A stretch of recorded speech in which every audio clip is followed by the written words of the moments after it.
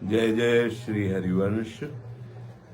आप सबको सावधानी के लिए निवेदन करते हैं कि जब जब कहीं भी भक्ति का रंग छाता है तो माया उस रंग में विक्षेप करने की चेष्टा करती। विक्षेप तो नहीं कर सकती, व्यवधान तो नहीं कर सकती, इतनी सामर्थ्य नहीं, पर भावुक जनों के मार्ग में विक्षेप डालने का प्रयास करती है।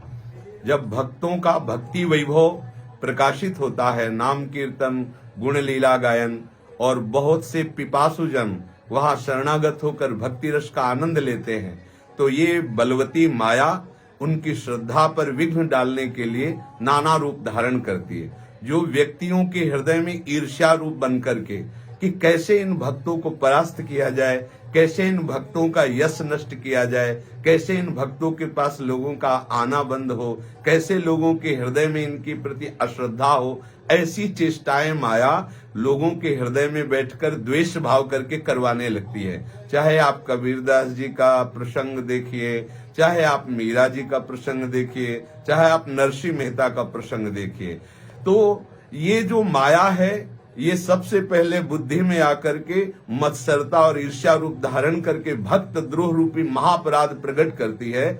उनका जो परिणाम होगा सो होगा। अपने लोगों को अपने श्रद्धा और विश्वास को दृढ़ रखना है।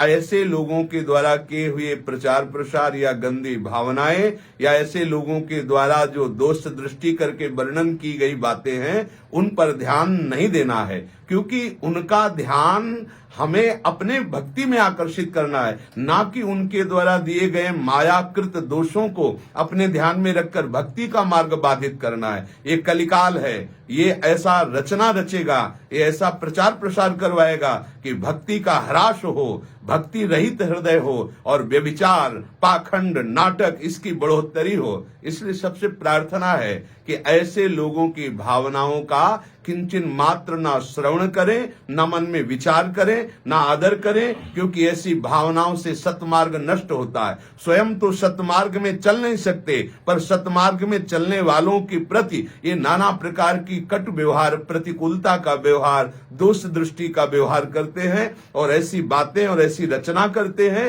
जिससे लोगों के हृदय में संतों के प्रति अश्रद्धा हो। इसलिए आप सबको निवेदन करते हैं कि सावधान होकर आप प्रभु से प्रार्थना कीजिए कि वो आपको ऐसी दृष्टि प्रदान करें कि आपकी श्रद्धा और भक्ति को कदापि कोई भी माया के आचरण वाले छल न सके, आपकी भक्ति में विरोध न कर सके। आप सावधान रहिए।